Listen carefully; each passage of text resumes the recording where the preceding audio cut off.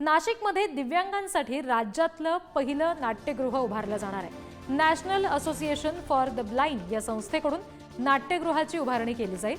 नाट्यगृहाची जवळपास 250 आसन क्षमता असेल। ग्रीन रूम, रॅम्प या सगळ्या सुविधा तिथे उपलब्ध असणार आहेत। दिव्यांगांना मुख्य प्रवाहात आणण्यासाठी शासन पातळीवर अनेक उपक्रम राबवले जातात आणि याच पार्श्वभूमीवर नाशिकच्या national association for the blind या संस्थेकडून राज्यातलं पहिलं दिव्यांगांसाठीचं नाट्यगृह आकाराला येत आहे। पुण्यातील फ्रान्सी कॉर्पोरेट फाउंडेशनने सुद्धा आर्थिक मदत या नाट्यगृहासाठी केली आहे। नाट्यगृहात जवळपास 250 आसन क्षमता असणार आहे। शिवाय ग्रीन रूम, रॅम्प यासह विविध सुविधा उपलब्ध असतील।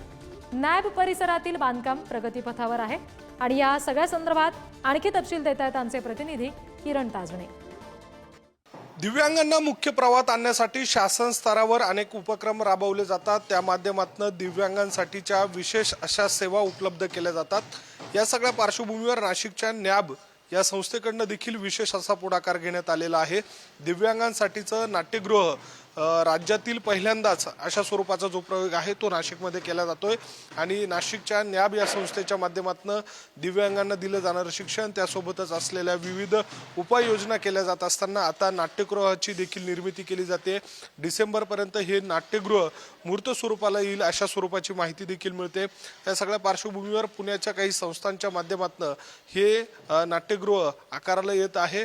एकूणच जर बघितलं तर शासनाच्या मदतीने केलं जाणारं हे नाट्यगृह दिव्यांगांसाठीचं विशेष अशा स्वरूपाची एक सेवा असणार आहे। महत्त्वाची बाब म्हणजे इतर ठिकाणी अशा स्वरूपाचा कुठलाही प्रकल्प नाहीये जो नाशिकमध्ये होतोय। महत्त्वाची बाब म्हणजे या सगळ्या काळात जर बघितलं तर दिव्यांगांसाठीचं जवळपास हे जे नाट्यगृह उभारलं जातं हे 250 आसन क्षमतेचं असणार आहे। ग्रीन रूम, रॅम्पसह विविध सुविधा या सगळ्या नाट्यगृहामध्ये केल्या जाणार आहे। त्यामुळे आगामी काळामध्ये दिव्यांगांसाठीचं देखील नाट्यगृह खुला होणार असल्यानं आता दिव्यांगांच्या क्षेत्रामधनं देखील या नाट्यगृहाचं स्वागत केलं जात आहे।